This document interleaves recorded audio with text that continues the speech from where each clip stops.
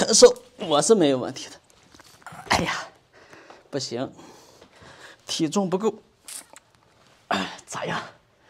点赞一下黄金万两！大家好，我是安德工小米。今天呢，我们装一个电视，这个情况呢比较特殊，来看一下它的背景墙。他家这边呢是做了一个嵌入式的背景墙，这是纯天然大理石，这可不是木板，这是一个不锈钢板。然后我们特意给它定制了一款伸缩的电视挂架，它今天终于到货了。这是一个多用途的伸缩电视挂架，它的范围也比较大，40寸啊、50寸啊、60寸啊、70寸啊都可以用。这个挂架的用料是很足的，我还特意称了一下它的重量。这是一个电视的背板，这3件呢它是和电视的背面组合的，下面的这个部分呢才是伸缩的主体。它最大的优点是哪里呢？可以给大家从侧面来看。伸缩挂架大家最注重的就是它的折叠起来它的厚度，给大家从这个角度来看一下，看我的手掌都没有我的手掌厚，看到没？折叠起来它的总厚度呢只有55公分。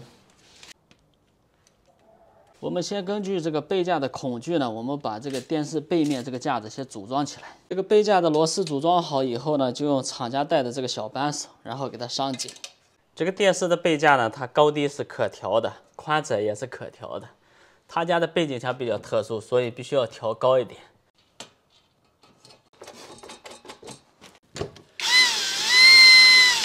这个部分呢，我们就已经组装完了。这个折叠架呢，我们和电视呢先做一个预组，确定一下它的高度。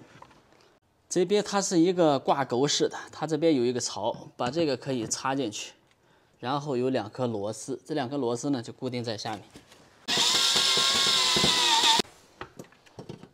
现在我们这个架子组装好以后呢，这个整体架子的中心点在哪呢？就在这里。然后我们根据这个电视的总宽度和总高度，然后量出这个中心点，这个点将来就要定位在那个墙上。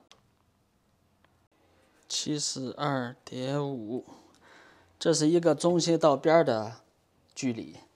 从底边到这儿呢是一个37。它这个尺寸呢，总体宽高都是要比电视大的。找出中心点以后，用电视机的总高度，然后上下分钟。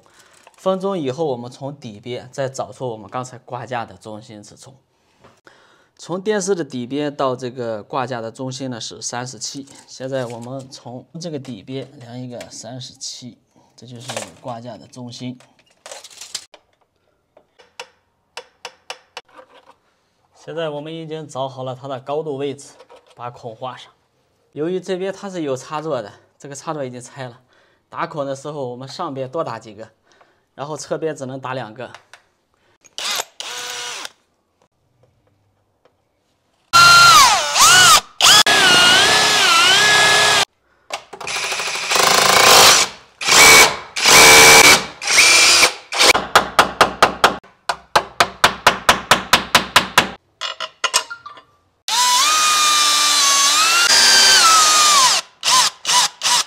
底架安装好的效果，现在我们来测试一下它的承重能力。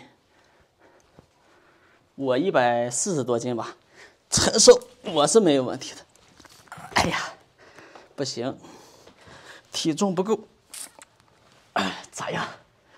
这个是人性化设计，遮挡这个螺丝的。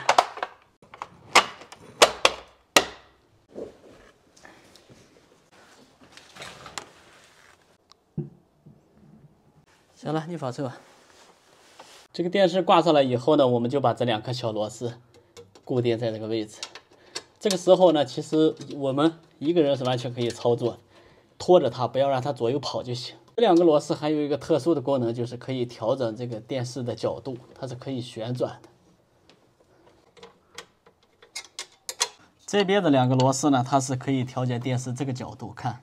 如果你要扬起来或者放下去的话，就调节这2个螺丝。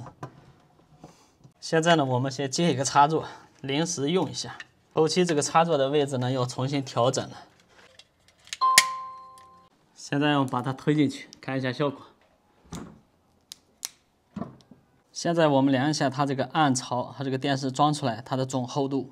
这边呢，它总共是15公分，电视案板的厚度呢还不到12公分。